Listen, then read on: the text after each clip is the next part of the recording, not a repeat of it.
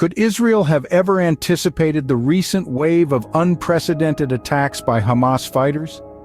The unexpected assault on Israel came as a shocking surprise, as thousands of rockets rained down on the nation and gunmen roamed the streets, leaving the country in a state of chaos and fear.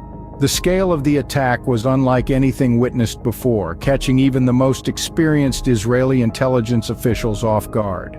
Caught in this sudden onslaught, the Israeli intelligence agencies faced criticism for their inability to anticipate the attack. This failure to predict such a massive assault has led the Israeli government to launch a major investigation into what many are calling an intelligence failure. The impacts of this assault run deep, with significant casualties reported and Israel's heavily fortified border with Gaza breached. The magnitude of this event cannot be understated, marking a significant shift in Hamas's tactics. The attack has been the deadliest in Israel for years, pushing the country into a state of war and promising a forceful retaliation. This unexpected attack, this shift in strategy, has undoubtedly left a lasting imprint on the nation and its people. What was the motive behind Hamas's boldest move yet, dubbed Operation Al-Aqsa Storm? In an unprecedented wave of attacks, Hamas fighters hurled thousands of rockets into Israel, their audaciousness marking a new chapter in the Israel-Palestine conflict. The operation, named Al-Aqsa Storm, was linked to what Hamas cited as aggression against the Al-Aqsa Mosque. But what does this signify, and why is the Al-Aqsa Mosque such a focal point? The Al-Aqsa Mosque, standing on the Temple Mount in the Old City of Jerusalem, holds immense religious and historical significance for both Muslims and Jews. For Muslims, it is the third holiest site after Mecca and Medina. It's believed to be the place where Prophet Muhammad ascended to heaven. For Jews, the Temple Mount is the most sacred place, believed to be the site of the first and second Jewish temples. The mosque has been a flashpoint in the Israel-Palestine conflict, with both sides laying claim to it. Disputes over control and access have often led to violence, making it a symbol of the broader conflict. Hamas's decision to name their operation after the mosque aimed to rally support, invoking a sense of religious duty and nationalism among Palestinians. Their call to arms was not just about territory or politics, but a defense of their faith as they perceived it. However, this move was not without its consequences. The audacious attacks resulted in significant casualties and the breaching of Israel's heavily fortified border with Gaza. The Israeli government, caught off guard by the scale and coordination of the attacks, launched a major investigation into the intelligence failure.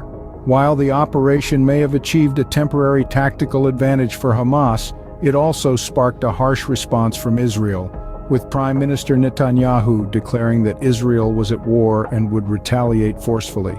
The operation marked a turning point in the conflict, but at what cost? The consequences of this belligerence would soon become apparent, proving this operation to be a costly mistake for Hamas. As we move forward, we'll take a closer look at the price paid for this violent approach and explore the ripple effects of this catastrophic decision. What were the immediate consequences of this unprecedented assault? In the immediate aftermath of the attack, a state of war was declared by Israel's Prime Minister Benjamin Netanyahu. He pledged to respond with force to the assault, a promise that was swiftly acted upon by the Israeli Defense Forces. The repercussions of this violent act were felt immediately, with the loss of innocent lives being the most tragic outcome.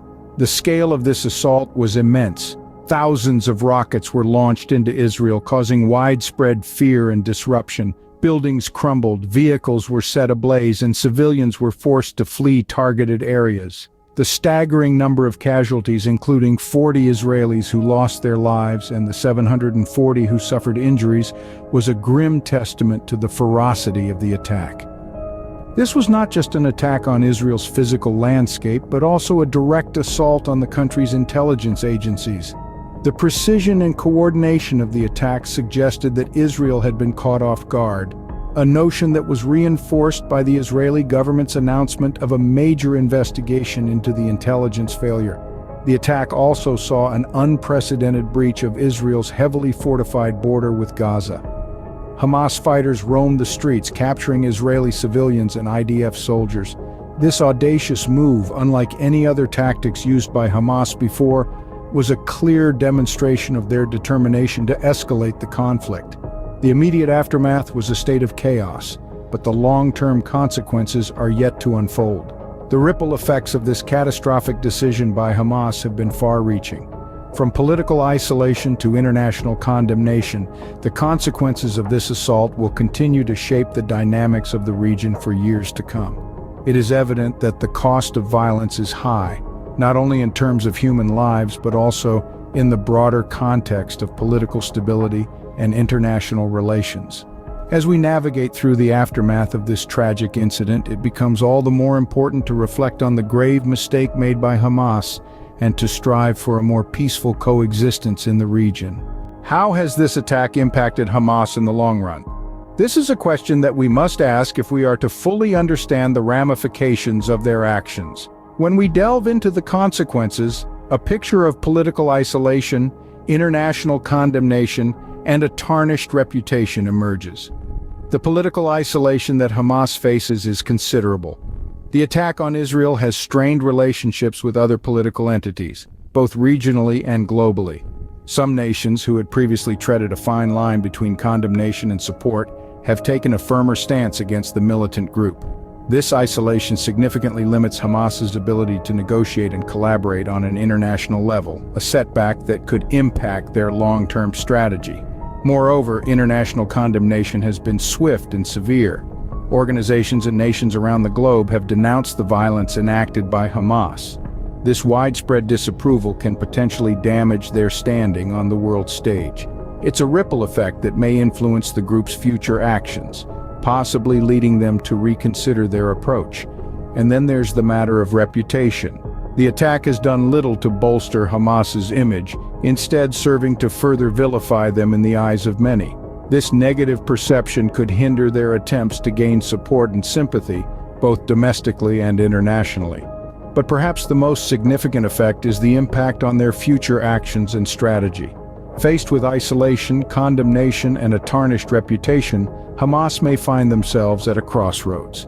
Will they continue down the path of violence, or will they seek a different, potentially more peaceful route? Only time will tell. Hamas's actions have led to severe consequences, revealing the attack to be a costly blunder.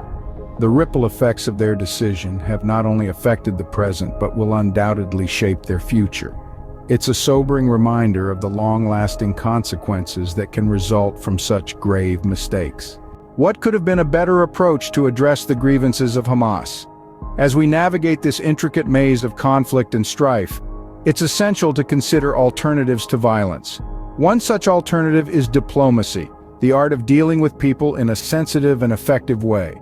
Diplomacy has been a cornerstone of international relations, resolving disputes that might have otherwise led to bloodshed.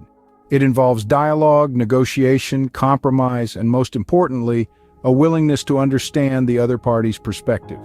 Consider the Good Friday Agreement in Northern Ireland, a shining example of what diplomacy can achieve. Through painstaking negotiations and a shared commitment to peace, a decades-long conflict was brought to an end. Or take the peace accord between Ethiopia and Eritrea, which ended a 20-year stalemate and opened a new chapter of cooperation between the two nations.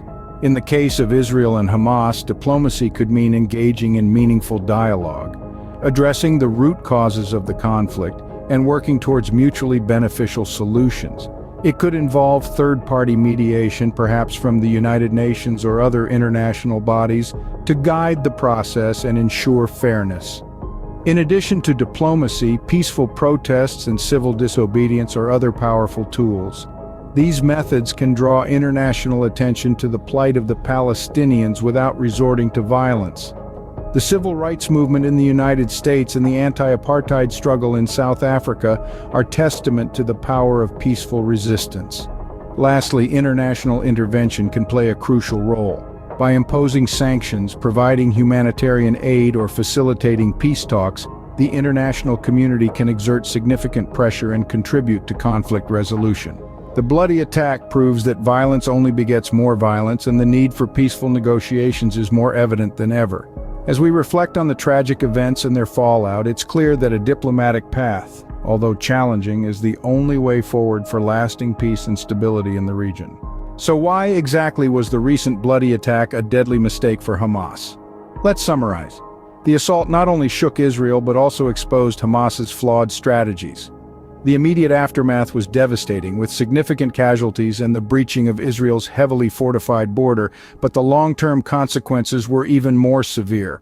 The attack led to Hamas's political isolation and international condemnation, further exacerbating their predicament. On top of this, the assault revealed an underestimation of Israel's response, a miscalculation that proved costly. It's clear that the tragic incident was a lethal misstep for the militant group, but it's crucial to remember that there are alternatives to violence. This attack underscores the importance of rigorous diplomacy in resolving conflicts. Peaceful negotiations, understanding, and respect for international law could pave the way for a more harmonious coexistence in the region. This analysis sheds light on the disastrous consequences of hasty, violent actions and emphasizes the importance of diplomacy and peaceful negotiations in resolving conflicts.